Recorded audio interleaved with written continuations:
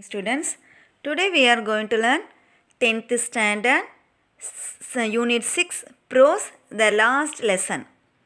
Mother, motherland and mother tongue are three things to be loved, respected and preserved. Two districts of France, Alsace and Lorraine, was taken over by the Prussian during Franco-Prussian War. The Germans had a wicked plan to bring radical changes in the French culture. They ordered that German language must be taught in schools instead of French. Mr. Hammer, the schoolmaster, was a great patriot and a seasoned teacher with an experience of 40 years. He came to teach participles on the last day. He was very much grieved. Not only the regular students, but also some villagers attended his last lessons in French. Dressed in his best attire, with tears in his eyes, Mr. Hammer talked about the unique feature of his mother tongue. French German would be taught from the next day. So it was the last lesson in French. But now it was also still. He had counted on the commotion to get to his desk without being seen. That is France.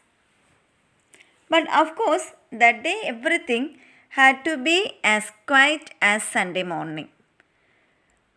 Through the window, he saw his classmates already in their places and Mr. Hammer walking up and down with the terrible iron ruler under his arm. I had to open the door and go in before every day. He can imagine how he blushed and how frightened he was. But nothing happened. Mr. Hammer saw him and said very kindly, "Go to his place quickly. Little Franz, we were beginning without you." I jumped over the bench and sat down at my desk. Franz.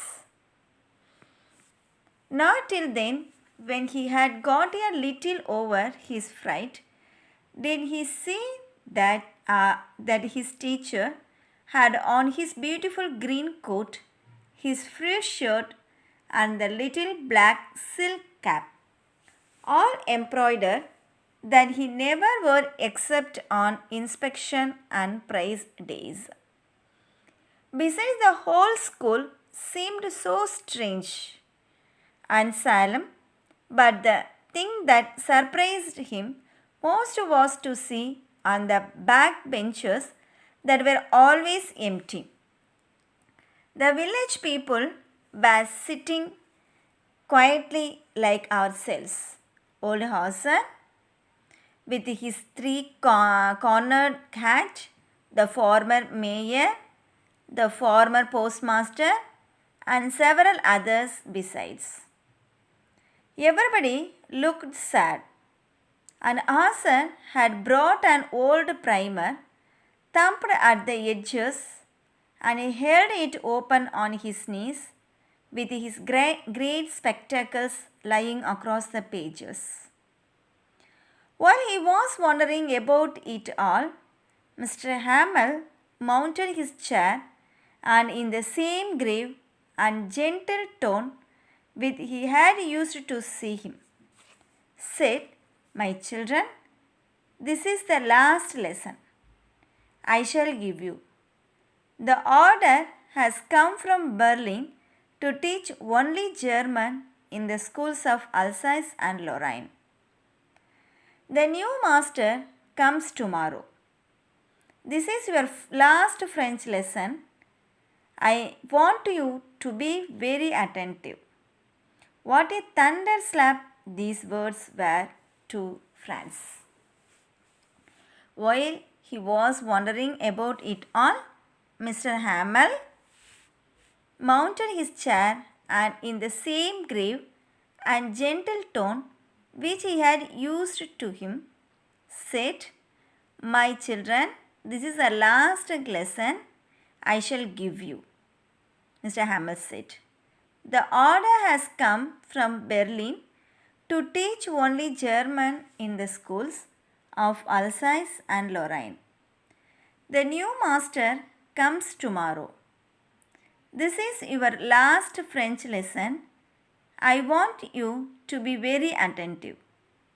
What a thunderclap these words were to him. Oh, the wretches! That was what they had put up at the town hall. My last French lesson? Why, I hardly knew how to write. I should never learn any more. I must stop there. Then, oh, how sorry I was for not learning my lessons, for seeking birds, eggs, or going sliding on the chair. My books that had seemed such a nuisance a while ago, so heavy to carry, my grammar and my history of the saints were old friends.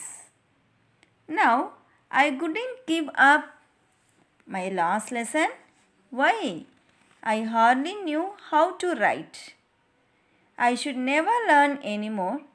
I must stop there.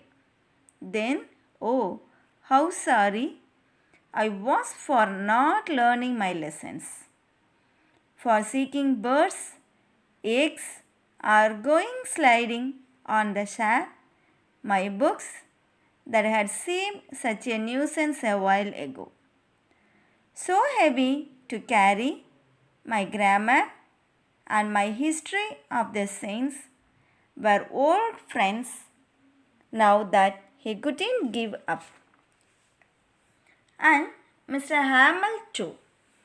The idea that he was going away, that he should never see him again, made him forget all about his ruler and how cranky he was. And Mr. Hamel too, the idea that he was going away, that he should never see him again, made him forget all about his ruler and how cranky he was. Poor man, it was in honor of this last lesson that he had put on his fine Sunday clothes. And now he understood why the old men of the village were sitting there in the back of the room.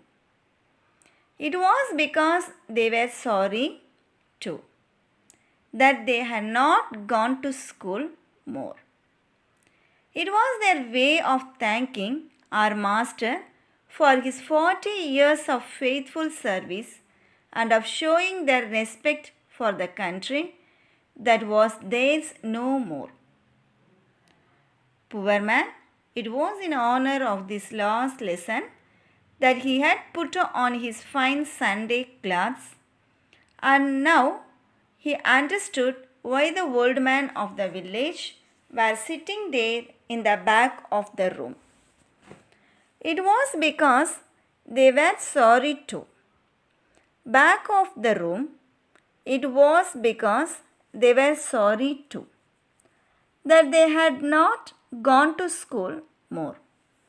It was their way of thanking our master for his 40 years of faithful service and of showing their respect for the country that was theirs no more. Why he was thinking of all this?